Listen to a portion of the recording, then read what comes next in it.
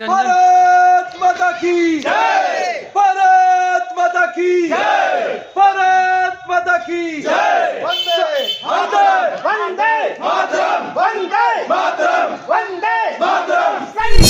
भारत माता की जय, भारत माता की जय, वंदे मातरम, वंदे मातरम। सैनिक सारे संगठन जिंदाबाद जिंदाबाद सैनिक सारे संगठन जिंदाबाद जिंदाबाद सैनिक सारे संगठन जिंदाबाद। 4 साल की हो गई जी।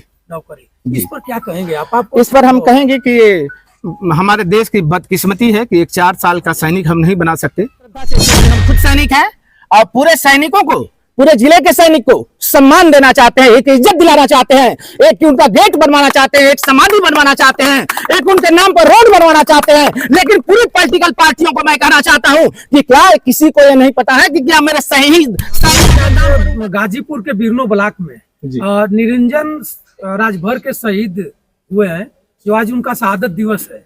आप लोग आज पहुंचे हुए हैं भारी तादाद में, क्या कहेंगे आप? अभी कुछ समय पहले यहाँ से ओम प्रकाश राजभर जी शहादत दिवस में आए थे, कई घंटों प्रोग्राम चला हुआ जी, और आप लोग यहाँ आप सबसे पीछे आए हैं शहीद को जी श्रद्धांजलि देने। अब फूलमाला चलाए हैं, उसके बाद क्या कहेंगे अपना परिचय के साथ? एक बार मैं कहना चाहता हूं अपने सैनिक सारे संगठन पूरे टीम के साथ गाजीपुर जिले के नगर अध्यक्ष, मैं नगर अध्यक्ष ओम प्रकाश यादव, सैनिक सारे संगठन गाजीपुर। सर्वप्रथम मैं इस वीरों की धरती गाजीपुर जिले में हमारे शहीद निरंजन राजभर साहब के शहीदी दिवस पे मैं पूरे अपने संगठन के टीम के साथ श्रद्धांजलि देने के लिए यहाँ पर पहुंचे हैं। सर्वप्रथम निरंजन साहब के माता पिता को, जिसने ऐसे सपूत को इस धरती पे गाजीपुर जिले में जन्म दिया, उनका मैं इस धरती पर सत सत नमन करता हूं, अपने पूरे टीम के साथ नमन करता हूं।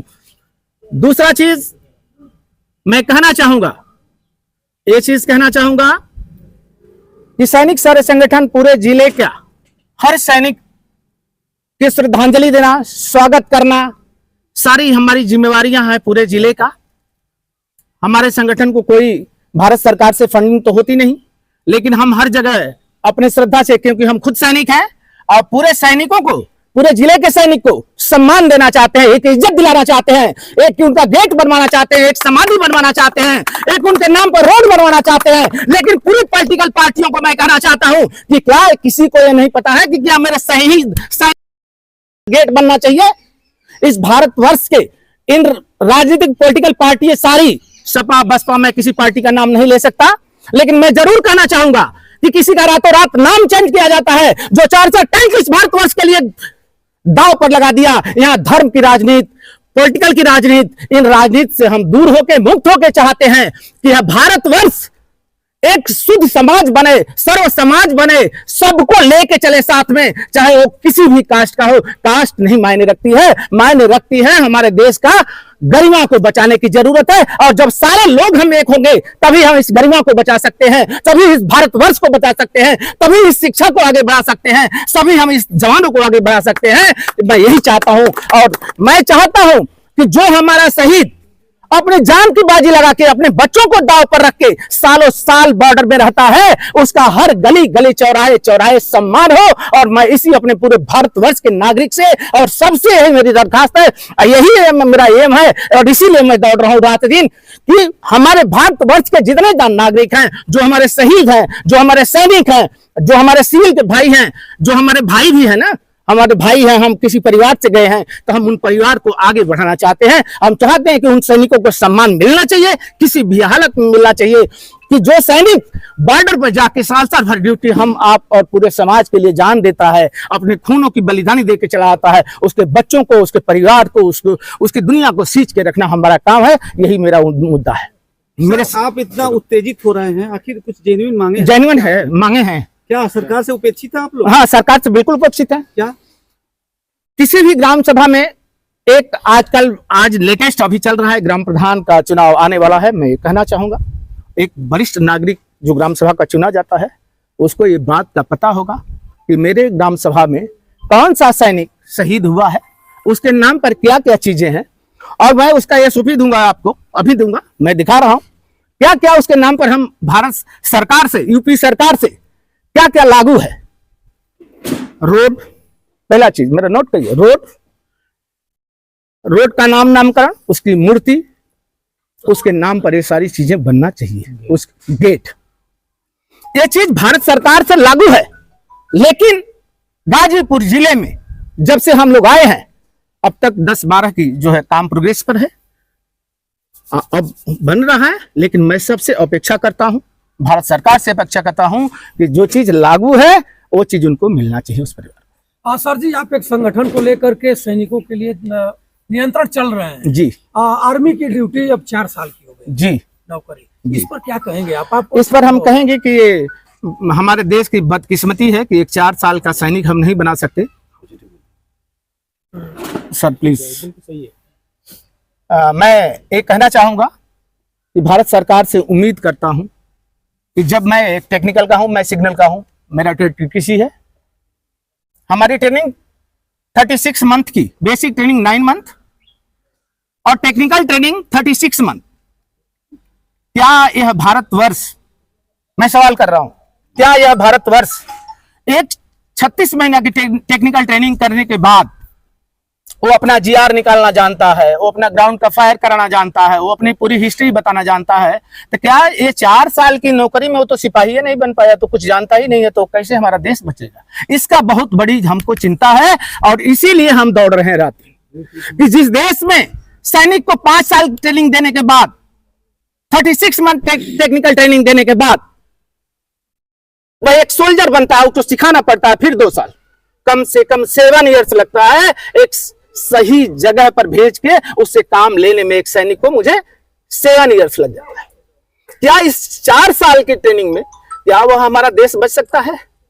कैसे बच सकता है? पूरे भारतवर्ष के से मैं ये दरखास्त करता हूं कि कोई सवाल मुझे कभी भी पूछ सकता है, मीडिया पूछे, कोई भी पूछ सकता है कि ट्रेनिंग अगर हम बेसिक 9 मंथ किए, फिर 36 महीना की ट्रेनिंग टेक्निकल हुई, तो क्या 4 साल में कौन सा सैनिक तैयार किया जा रहा है? हमारे तो नहीं समझ में आता। मैं सैनिक संगठन का नगर अध्यक्ष हूँ और इस बात में आपको अच्छा अनुभव होगा, आप जितने लोग हैं जी, सब सैनिक में मले पीड़े हुए हैं जी। अच्छा, आप लोगों को मेहनत भी उसमें जी जी। 4 साल में जो सरकार है जी, तो सैनिक को संरक्षण दे रही है, सरकार है जी, जो सरकार अप्लाई ले रही है जी। 4 साल जो पारित हुआ है, किस मुद्दे पर ये लोग, किस अनुभव से लोग पारित किए हैं? सब कुछ मुद्दा इनका ये है, मैं बताना चाहता हूँ। जो जब ये लागू किया गया तो सुनने में पेपर में सारा आया कि भारतवर्ष में बेरोजगारी ज्यादा है, तो 4 साल की ट्रेनिंग में करा के हम बच्चों को 25% हम परमानेंट करेंगे। कितना करेंगे? 25%। तो 4 साल की ट्रेनिंग में 25% करेंगे तो क्या 25% से देश की स्ट्रेंथ और सब कुछ पूरा हो जाता है क्या? तो 4 साल का ये समय का जो पैसा नुकसान हो रहा है, जो बंदे जाके फिर एक सैनिक को हम ट्रेनिंग दे के सोल्जर को बना के भेज रहे हैं, वो आने के बाद क्या करेगा देश के लिए? तो हमारे हिसाब से जो मैं सैनिक संगठन नगर अध्यक्ष, मेरे हिसाब से ऐसा ही लगता है कि वो लड़का अगर बेरोजगार होगा तो बहुवी तरीका से वो हथियार चलाना जानता है, तो क्रिमिनली बन सकता है मेरे हिसाब से। सर जी, आज निरंजन राजभर जी के मूर्ति पर आप लोग फूल माला चढ़ाए हैं जी। क्या इनके परिवार वालों से आप मिलना चाहेंगे? मिलना चाहेंगे, अभी मिलना चाहेंगे, हम जरूर परिवार से मिलेंगे। इनके लिए मांग कुछ करिएगा इस फील्ड में? जरूर मांग करेंगे जी। एक नेताजी इस मंच पर अभी भाषण दे रहे थे जी, तो उन्होंने कहा पंचायती राज मंत्री जी के सामने जी कि बीडीओ साहब के सभागार में है जी, इसके मालिक, इस फील्ड के मालिक बीडीओ साहब है, पब्लिक जनता मालिक है, फिर 8 घंटे वीडियो साहब इस पर रहते हैं जी, और इस पर धूल माटी उसी तरह बैठी रहती है, कोई साफ सफाई नहीं करता। यही तो दुख होता है हमें, यही तो दुख होता है। यही बोल रहा हूं मैं कि किसी सैनिक की मूर्ति को लगा देना और उस पर चिड़िया वेट करे ना, एक एक फौजी से बर्दाश्त नहीं होता है पूरे भारतवर्ष में। ये हमारी मजबूरी समझिए और इसी के लिए हमने उठा है। इसी के लिए सैनिक संगठन गाजीपुर जिले में अभी नया रजिस्ट्रेशन हुआ है 2022 में। इसके लिए क्या कहिएगा? हम जिले के जो जिम्मेवार प्रशासन हैं, जो इनको जानते हो, या वीडियो खंड विकास जी ब्यूरो अधिकारी को क्या करना चाहिए? अब ब्यूरो अधिकारी को मैं नहीं बोलना चाहूंगा, लेकिन डीएम साहब से जो हमारी सैनिक संगठन की मीटिंग होती है या सैनिकों की पूरे जिले के सैनिक का मीटिंग होती है, तो डीएम साहब से हम बार बार प्रस्ताव कर रहे हैं और साहब हमें बार बार आश्वासन दे रहे हैं और हमारे सपोर्ट में हैं। डीएम साहब, जिले अधिकारी से हम डायरेक्ट बात करते हैं, हम नीचे वाले अधिकारियों को या नीचे का जो ग्राम पंचायती अधिकारी हैं उनको हम नहीं बता सकते कि हम मिलते नहीं हैं उनसे। हमारा अधिकारी मेन डीएम साहब हैं, वो जब मीटिंग लेते हैं तो उनसे अपनी हम दरखास्त कर रहे हैं और उसके हिसाब से हम किसी भी समाधि पर, पूरे जिले में नहीं पूरे इंडिया में किसी भी सैनिक के समाधि पर मैं विट करना या गंदा देखना, उनका बार कर देखना, उनके नाम पर कोई समाधि नहीं बना हुआ, उनके नाम पर कोई रोड नहीं बना हुआ, इसी का मुद्दा हमारा उठा है। तो सर एक सवाल और कि सैनिक के शहादत दिवस पर आपको लगता है कि जो है इस समय राजनीति हो रही है? हाँ बिल्कुल, सैनिक के समाधि पर, इसलिए मैं पॉलिटिकल बोलूंगा, बोलना तो नहीं चाहता लेकिन मैं बोलूंगा कि जिस दिन सैनिक शहीद हो जाता है, घर घर से पूरे राज मंत्री, नेता, जितने विधायक जी, मंत्री जी, सारे लोग उस समय पहुंचते हैं। उस दिन के बाद कोई मंत्री, कोई विधायक जी बाद में लौट के ये नहीं पूछता है क्या इस परिवार को न्याय मिला, क्या इस परिवार का जो लागू था, जो इसका फंडिंग था, जो हमारी वीर नारियां हैं वो ले लेके अपनी फाइल गली गली घूम रही हैं, सोल्जर बोर्ड में घूम रही हैं, हमारे सैनिक सारे संगठन के कोई पदाधिकारी गण सारे लोग हैं, लेके फाइल दौड़ते हैं कि मैडम कहां से आए हो। ये वो भाग्य है हमारे देश का।